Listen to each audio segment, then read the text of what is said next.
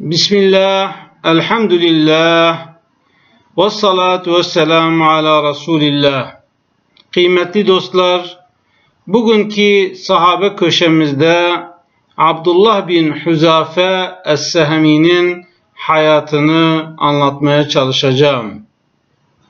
Hicretin 6. yılında Peygamberimiz Aleyhisselam eshabını topladı ve onlara şöyle seslendi: Eshabım, aranızdan seçeceğim birkaç kişiyi Arap ve Acem olan krallara göndereceğim. Sakın ha İsrailoğullarının Hazreti İsa'ya karşı çıktığı gibi bana karşı çıkmayın. Çünkü sizi göndereceğim görev ağır ve zor. Gidişi var, dönüşü olmayabilir. Ama siz bu vazifeyi Allah için ifa etmek zorundasınız. Bu dinin başka diyarlara ulaşmasını sağlamak zorundasınız. Onun için bana muhalefet etmeyin buyurdu.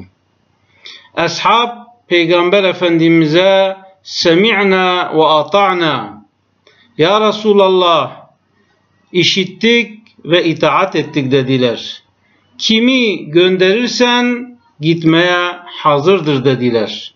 Peygamberimiz Aleyhisselam da ashabı arasından 6 kişiyi seçti. Bu kişiler arasında Abdullah bin Huzafe Es-Sehemi radıyallahu anhu da vardı. Peygamberimiz Aleyhisselam onu İran Kisrasına elçi olarak gönderdi. Abdullah bin Huzafe Peygamber Efendimizin mesajını yanına alarak İran'a doğru hareket etti. Kisra'nın huzuruna çıktı ve mektubu Kisra'ya teslim etti.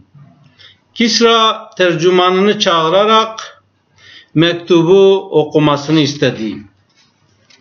Peygamber Efendimizin mektubu şöyle başlıyordu: Bismillahirrahmanirrahim. Rahman ve Rahim olan Allah'ın adıyla. Min Muhammedin Resulillahi ila Kisra azimi Faris. Allah'ın Resulü Muhammed'den İran'ın büyüğü Kisra'ya. Selamun ala men ittebe'al huda. Hidayete tabi olana selam olsun diye mektup başlıyordu. Kisra mektubun ilk satırı okunur okunmaz tabiri caizse sinirleri hopladı ve Abdullah bin Huzafe'nin huzurundan çıkarılmasını emretti. Abdullah bin Huzafe, ben görevimi tamamladım, öyleyse burada kalmamın da bir anlamı yok diyerek atına bindi ve oradan uzaklaştı. Kisra'nın siniri yatışınca Abdullah'ın huzura getirilmesini emretti ama Abdullah'ı bulamadılar. Peşine düştüler ama yakalayamadılar. Abdullah bin Huzafe radıyallahu anhu Peygamber Efendimizin huzuruna geldi ve Kisra'nın mektubu okumadan parçaladığını söyledi. Peygamberimiz Aleyhisselam da mezzekallahu mülke, Allah onun mülkünü paramparça etsin, onun mülkünü yok etsin diye bedduada bulundu. Bu olay neticesinde Kisra, Yemen valisi Bazan'a Peygamber Efendimizin derdest edilip huzuruna çıkarılmasını emretti. Bazan da 2 elçisini göndererek Peygamber Efendimizin derdest edilip Yemen'e, oradan da Kisra'ya götürülmesini emretti. Elçiler Peygamber Efendimizin yanına gelerek ya isteyerek bizimle gelirsin veya senin başına geleceklerden sen sorumlusun dediler. Peygamberimiz Aleyhisselam elçileri iyi karşıladı ve bugün dinlenin, yarın size cevabımı söyleyeceğim dedi. Ertesi gün elçiler Peygamber Efendimizin huzuruna geldiler. Peygamber Efendimiz tebessüm ederek onlara Kisra'nın oğlu tarafından öldürüldüğünü ve artık Kisra'nın sözünün hiçbir kıymeti harbiyesinin olmadığını söyledi. Ve Bazan'a da, yani Yemen valisine de söyleyin, şayet Müslüman olursa, Müslümanlar İran toprağını fethettiğinde Yemen'in kendisinde kalacağını, eğer Müslüman olmazsa Müslümanlar İran topraklarını fethettiğinde o zaman kendisinin de kaybedeceğini söylemelerini elçilerine söyledi ve elçileri uğurladı. Elçiler Bazan'a durumu anlatınca Bazan, vallahi ben Kisra'nın valisi olmama rağmen Kisra'nın öldüğünden haberim yok. Şayet Muhammed Aleyhisselam'ın dediği doğruysa o gerçek peygamberdir der. Çok zaman geçmez, Bazan'a mektup gelir. Mektupta Kisra'nın oğlu Şiravey babasını halkına zulmettiğinden dolayı, halkına kötülük ettiğinden dolayı öldürdüğünü ve iktidara kendisinin geçtiğini ve ona tabi olmasını mektubunda bildirmiş. Bazan mektubu okur okumaz Eşhedü en la ilahe illallah ve eşhedü enne Muhammeden abduhu ve resuluh. Şehadet ederim ki Allah'tan başka ilah yoktur ve yine şehadet ederim ki Muhammed Aleyhisselam onun kulu ve elçisidir diye Peygamber Efendimiz'e iman eder. İşte kıymetli dostlar, Abdullah bin Huzafe'nin Kisra ile olan münasebeti ve sonrasında gelişen olaylar bu şekilde olmuştur. Peygamberimiz Aleyhisselam dünyadan irtihal ettikten sonra, vefat ettikten sonra Hazreti Ebubekir hilafete gelir. Ondan sonra da Hazreti Ömer hilafete gelir. Tabi Peygamber Efendimizle başlayan süreç, yani İranlılar ve Romalılar, bu o zamanki süper güçler dediğimiz iki devletti. İslam bu iki devletle de mücadele etmiş ve ikisini de yenilgiye uğratmıştır. Hazreti Ömer zamanında Hazreti Ömer zamanında Suriye'de Rumlarla savaş gerçekleşir. Hicretin 19. yılında Suriye Savaşı yapılır. Abdullah bin Huzafe Es-Sehemi de bu savaşa iştirak eder. Rumlar Müslümanların savaşta şiddetini görünce ve savaştan kaçmadıklarını görünce bunun esrarını araştırırlar. Yani bu insanlar nasıl ölüyor da ölümden korkmuyor? Bunlar hangi imanla, hangi inançla, ne ile bu savaşı yapıyorlar diye kendi kendilerine müzakere etmeye başladılar. Ve Peygamber Efendimizin eshabının imanının sağlam ve sözünün doğru olduğunu Rum Kayseri'ne bildirdiler. Rum Kayseri mümkünse savaş esnasında Peygamberimizin eshabından bir kişinin canlı olarak esir yakalanmasını emreder. Savaş esnasında Abdullah bin Huzafe Es-Sehemi sağ olarak yakalanır ve kralın huzuruna çıkarılır. Kral ona Hristiyan olmasını teklif eder ama Abdullah reddeder. Abdullah bin Huzafe Kisra'nın isteklerine karşılık vermeyince, cevap vermeyince Rum Kayseri Abdullah bin Huzafe'nin çarmıha gerilmesini ister. Onu çarmıha gererler. Kral okçusuna kollarının hizasında ve ayaklarının hizasında sağdan soldan ok atmasını ister ama okun vücuduna isabet etmemesini ister. Amaç Abdullah bin Huzafe'yi korkutmaktır. Hani bazı insanlar bizleri yani Müslümanları bir şeylerle korkutmaya çalışır. Müslüman Rabbinden başka hiç kimseden korkmaz. Çünkü veren Allah'tır. Alan Allah'tır. Musibeti, belayı, her şeyi veren Yüce Mevla'dır. Her ne kadar görünürde başımıza birileri çorap örse de Yüce Mevlam bizi o belayla imtihan etmiştir. Çünkü tarihe baktığımızda Yüce Rabbimiz peygamberlerini dahi imtihana tabi tutmuştur.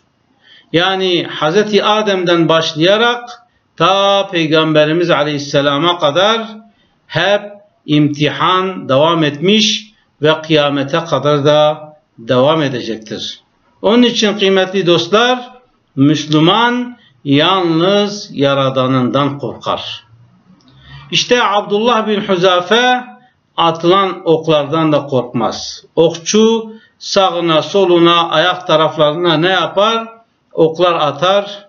Ama Abdullah'ın korkmadığını görünce kral tekrar çarmıhtan indirilmesini emreder. Abdullah tekrar Rum Kayseri'nin huzuruna getirilir. Rum Kayseri tekrar Hristiyan olmasını, şayet Hristiyan olursa ona mevki ve makam vereceğini söyler. Abdullah bin Huzafe ne verilirse verilsin kesinlikle imanından dönmeyeceğini krala bildirir. Kral yağ dolu kazanın kaynatılmasını emreder. Yağ dolu kazanı kaynatırlar. Yağ o kadar kızarır ki artık bir insan içine atıldığı zaman eti ve kemiği birbirinden ayıracak kadar yağı kızartırlar. Ve Müslüman esirlerden bir tanesini Abdullah bin Huzafe'nin gözü önünde o kazana atarlar. O Müslümanın eti kemiğinden ayrılır ve şehit düşer. Kral Abdullah bin Huzafe'ye son teklifini yapar ve der ki eğer Hristiyan olmazsan seni bu kazanın içine atarım der. Abdullah bin Huzafe beni kazana atsan da bu yoldan dönmeyeceğim der. Askerlerine Abdullah bin Huzafe'yi kazana atın der. Askerler Abdullah bin Huzafe'nin koluna girer ve kazana doğru götürürler. O esnada Abdullah bin Huzafe Es-Sehemi'nin gözlerinden yaşlar akar. Bunu gören asker durumu hemen krala bildirir. Kral tekrar huzuruna getirilmesini ister ve tekrar ona Hristiyanlığı teklif eder. Abdullah bin Huzafe tekrar onun teklifini reddeder. Kral sinirlenerek hem ölümden korkuyorsun hem de sana yapılan teklifleri reddediyorsun.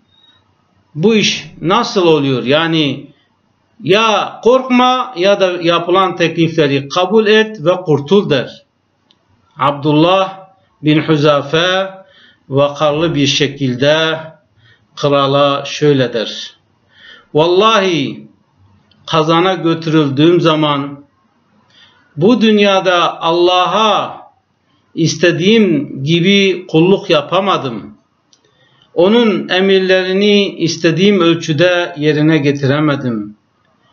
İçimden keşke 100 canım olsaydı da bu kazana beni batırsalardı ve bir canımı kaybetseydim. Tekrar batırsalardı bir canımı daha kaybetseydim. Ta ki 100 canımı Allah yolunda kaybedip öbür dünyada Rabbimin huzuruna iyi bir kul olarak çıkabilseydim. Bunu düşündüm ve amelimin azlığını görünce gözlerimden yaşlar aktı. Yoksa benim ölüm kaygım olmaz. Çünkü öldüğümde Rabbime kavuşacağım der. Rum Kayseri Abdullah bin Huzafe'den etkilenir ve onu öldürmek istemez. Onların adetinde işte bir nevin hani bana tabi oldu, bana uydu anlamında eğer başımı öpersen, kelimi öpersen seni serbest bırakırım der. Abdullah bin Huzafe önce bu teklifi reddeder ama sonrasında düşünür ve krala der ki eğer Müslüman kardeşlerimi de serbest bırakırsan, yani savaşta esir olan Müslümanları da serbest bırakırsan senin kelini öperim, başını öperim. Ama onları bırakmazsan kelini, başını öpmem der. Kral bunu kabul eder.